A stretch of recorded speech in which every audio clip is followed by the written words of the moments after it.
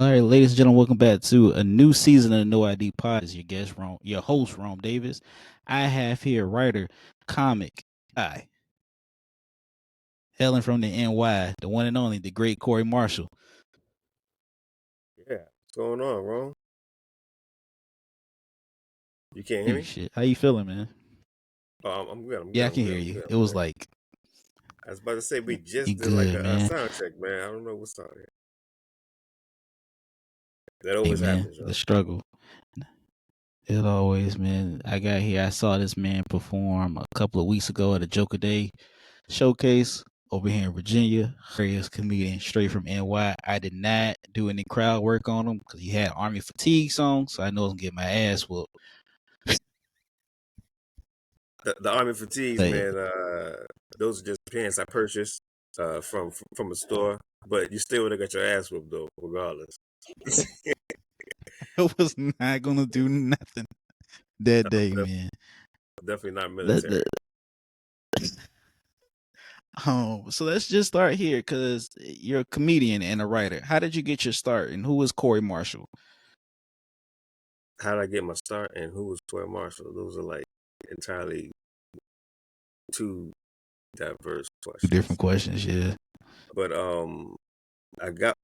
Let's start with how I got my start.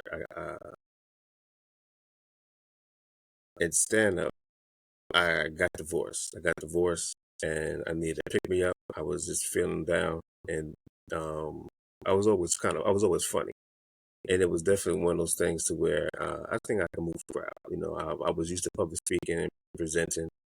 Um, so I got divorced. I decided to pick me up, and what I did was I actually rented a theater in Richmond, Virginia, and I rented a theater in Richmond, Virginia, and did my first comedy show. It was a one man show. Um, I knew nothing about comedy, not gonna lie, not like I do now. I had an idea about how a show should go. I had an idea about how a set should go. I put jokes together, and I did my first comedy show. And it was a one man show, and it ran about um, over an hour and a half. And all I did was tell jokes and funny stories. First time doing it, I was the only one on the show. And from there, there was some people in the crowd that was happened to be visiting from Caroline Comedy Club in New York, and and they was like, "Yo, like you should really consider uh taking up comedy." And I was just like, "Ah, I think I might do it." And then I ran into some people in the community that was pretty frequent at the Richmond Funny Bone, and then I got in with them, started going to writing sessions there, and stuck with it, man. And that was probably maybe 13 years ago. Oh wow, Yeah, 13 years. Yeah. your first mic was literally a showcase. First mic I did was a feature presentation. Yeah, I had no idea what I was doing. I just knew uh, I wanted to do it, and well, I haven't done that again since that time because I learned a lot. You know, what I'm saying? But it was just like I ain't doing that again. But it was actually a great show, man. It was a great show, and it was a fantastic show. And I say this right, just real quick. I have never. I think the reason why it was a good show is because it was definitely all well preparation, also just my mindset at the time because I never seen anybody bomb before. I don't even think I've been to like a real live comedy show to be honest. Um, um, like at a comedy club or anything like that. I never sat down and um went through what an actual comedy set would look like. You know what I'm saying? So I didn't know what Faye would look like for the most part. And in my head, it was gonna be a success, y'all. And I never seen anybody bomb. I never seen anybody have a bad set. After that show, I started looking up at the Funny Bone and started going to comedy shows. And when I seen people bomb, I was, oh my God, that could happen to me. And every time I hit the stage after that, I always had the fear of bombing. And then that's when I started bombing. I started having bad sets and everything like that. So that's just like a note that I kind of took in for myself. Like, now, like, don't expect to have a bad set. You know what I'm saying? It'll still happen, but, just don't anticipate. Yeah, for sure. I think I had a couple of bad ones. I had a chicken bone thrown at me because my set was so bad one time. But that's a You see win-win how situation. That's a so win-win win-win. situation. You know what I'm saying? Yeah, it's like, yo, my set is horrible, but people are giving me shit. Like it's just, You see how short I am. I don't have no bass in my voice, so it's not like I can go jump up. I just took that L, man. I was like, yep, I'm gonna go ahead and go home.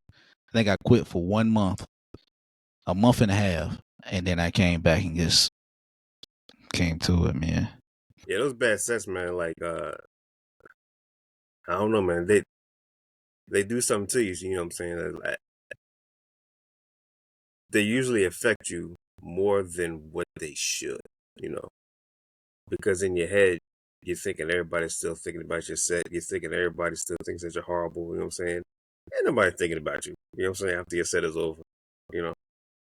But yeah, them things, man, they can really get to you if you let it. Yeah, they can. They can. They can. They can. So you've been doing it 13 years? Yeah, roundabout. Yeah, for sure. Okay. Yeah, Any and other experiences or lessons you've learned in those 13 years?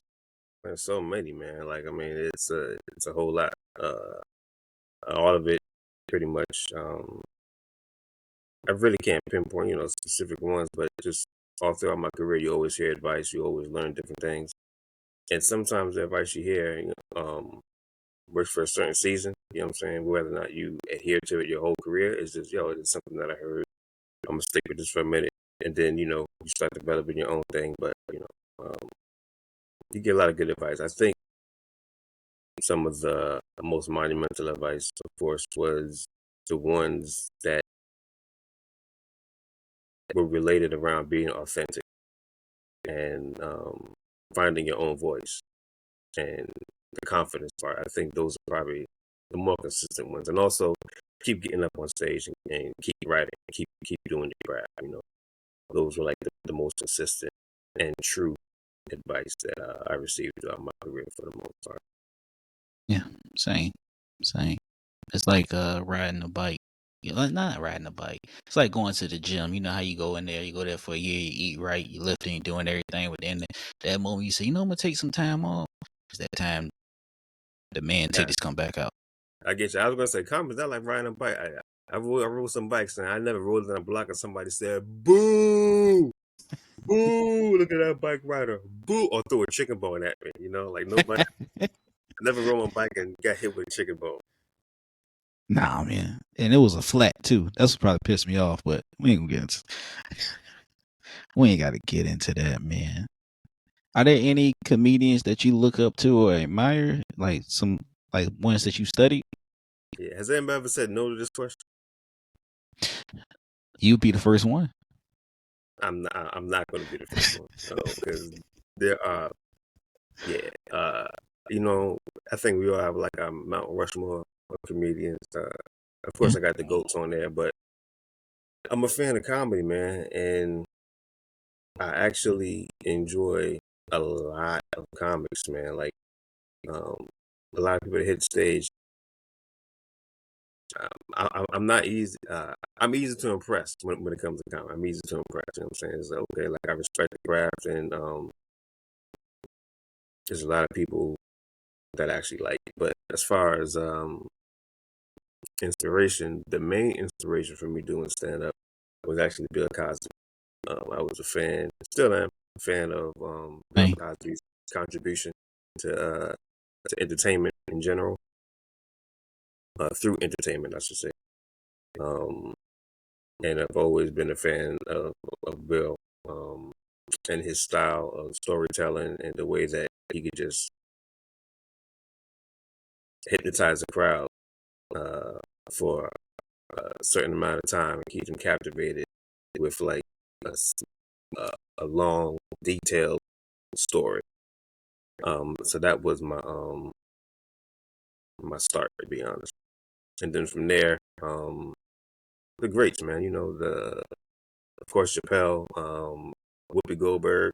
Um, I grew up, grew up. I was born in the '70s, so I came up watching Comic Relief on HBO. With Whoopi Goldberg was on there, Carlin, Robin Williams and stuff like that. So of course, I grew up watching them. Eddie Murphy. I snuck and watched Eddie. I wasn't supposed to, but I was always captivated by those cats, man. And then of course, by the time Def Comedy Jam came up, like I was just like, oh man, comedy. Okay. Blue collar comedy tour is what got me. Collar comedy. That's a good tour, but I've never heard that come up for somebody. That's a confession, actually. That's, that's a confession. Yeah, yeah. It was Blue Collar Comedy Tour. And I didn't watch Def Comedy Jam. I was born 89. So when Def Comedy Jam was like popping, I was still on Blues Clues Yep. and Power Rangers. So it ain't even Yeah. bothered me. Yep. And then like Bad Boys of Comedy, like what really shifted me into Makes the sense. things. So like when I heard you perform, you had like a Tony Woods type S tour. I I can watched see the that. guy a lot. I can see Yeah. that. Yeah. The stories, yeah. I know you said Bill, but I was like, Bill's the greatest storyteller, in my opinion. Then it's Tony, and then you got Ali and Chappelle. But yeah, I was like, okay. So I was like, okay. I was like, Yeah, I can see that. I would definitely say I appreciate slower comics. You know, the kind that don't actually rush. I like everybody, but the style that I gravitated towards was the comic that that took its time. One because I stutter. I'm saying, I need to slow down on stage so people can actually understand what I'm saying. And yeah, so that's how I kind of developed the style that I have now. So thanks. much shout out to all those people who do that comedy, especially like Chappelle and Tony Woods and stuff like that. For sure. Yeah, man. Yeah, man. And you're a writer too? So you write I am skits or you write? actually a screenplay writer, yo, and a comic book writer. I have my own comic book series. It's called A Madman Tales, like a horror. It is a horror anthology, based around stories like Twilight Zone, Alfred Hitchcock stuff, but from a black perspective. So like they all have an essential theme. Yeah, it's a 7-part series. I think we have 6 that are completed. Waiting to complete the last one to drop like a full graphic novel. And I'm also the writer of a comic book series called Peter Kills the Metaverse. They just wrapped it up maybe a couple months ago, so it's like being packaged now, and that's gonna be public pretty soon. Peter Kills the Metaverse is pretty dope. Yeah, that's a 7-part joint too. So You gotta send it to me. gotcha, You gotcha. gotta I got send you. it to me. Yeah. I But think the comic book I'm reading is Last Ronin, Teenage Mutant Ninja Turtles. that's popular joint. I'm not mad at that. I'm Yeah. not mad at that. Yeah. But I yeah, so want. but actually one of the things that I got into writing from doing stand up. Mhm. You say time out? No, I was scratching my hand. Um, I got into writing by doing stand up, man, and so like it's funny how um you realize opportunities or branches open up once you start doing certain things. Like I didn't know I can make a living off of writing. To be honest, not like I do now. But once I got into stand up, I started meeting other people, started writing some jokes, and they was like, "Yo, you're a pretty good joke writer. Help me with the script." And so, all right, cool. So I did script punch ups. So they would send me a script, and I punch it up and make it funny.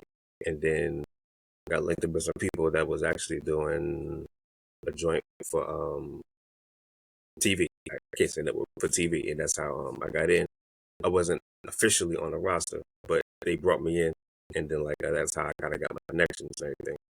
Um, and I started doing punches from there, got on some rewrites, and then got with WGA and started doing studio work, man. And then got into the production side of entertainment. And I knew I had some projects of my own that I wanted to do in film, but like the filming process takes so long and getting approved and getting funding. I wanted to actually complete the stories. And so I said, well, let me start doing comic books. That way I could write an idea, get it illustrated, and complete it. And that's a um, full idea already done. So I said, all right. And I started moving in that vein. Um, and then just got on a lot of comic book projects, man. So, and then that's where I'm at right now. He said screenplays too. So like you like the what's his name? Doing what a Jordan Peele is doing. Yeah. Actually, yeah, that's the goat, man, for real. Definitely. Jordan Peele will put gentrification and black trauma in a horror movie, and it's a fucking masterpiece. Absolutely, Killed man. Candyman. He Yeah, man, killed that dude Candyman. is dope, man. He has a dope creative team around him too. So I definitely appreciate his journey. You know, of course, you know, a lot of people know. Well, a lot of people don't know. Well, they probably do. But he definitely started out in comedy. You know what I'm saying? So it's pretty dope to see that transition. Like, yo, that's actually pretty dope. I think essentially all comedians are writers, depending on how authentic our stories are when we go on the stage and tell our sets, turn them into a script. That's one of the things I admire about Seinfeld. His whole thing, his whole show is just him and his dumbass friends. Or Curb Your Enthusiasm, same bits. Yeah, it was just like and then he would incorporate stand up in between. I was like, oh, he might be working on a bit, and that's actually my goat. But yeah, I like man. it. I like. Yeah, Seinfeld is definitely he's easily, you know, there's certain comics that are on that Mount Rushmore, regardless if you like them or not. It's just like if you look at what they did, like nah, they are actually really dope comics in Monumental. You know, a lot of people, oh, I don't like Seinfeld style, or I don't like Chappelle. It's just okay, well, you know, to say that is just like, okay, well, maybe you really don't understand what's happening. I'm not gonna say you don't like comedy because you can still like comedy and have your favorites. Comedy is subjective, you know what I'm saying, but the craft is the same. You know what I'm saying? It's just like you may not like this house or that house, but they're all built in the same manner. Like you gotta have a good foundation, strong foundation, and follow certain blocks and everything. But it's just like comedy. Those guys, they do it very, very, very well. They build very solid comedy houses, whether or not you like this style or not. Facts. That's how you look at it. So I am working on this, and I'm telling my guests now where I'm keeping my episodes around 20 minutes just for Oh, you attention should tell me span. that before we started, man. My fault. Sorry, sorry. Man, my whole I'm, story would I'm have been went way different, man. My stories would have been shorter, succinct, you know what I'm saying, and everything. But I'm most sorry. I people would am be like, working on this thing where I'm trying to keep it around 20 minutes because the attention span is lost within the first 30. And I've gotcha. noticed that the longer the episodes I have, the listen time is down. But the shorter the episodes I have, the listen time is up. So before we go, right? Two things. And I'm sorry, I should have told you this in advance. It's all What's good. some advice that you would give to a comedian that's starting out? And how can people follow you and see any updates going on? Follow me at CoreyMarshall.com. I think my social media stuff is on there, but CoreyMarshall.com. Okay. Advice that I would give to new comics is the same advice that I started with at the top of the show. That I got. Keep getting up on stage. Um, keep writing, and don't be scared to share your voice. Yeah.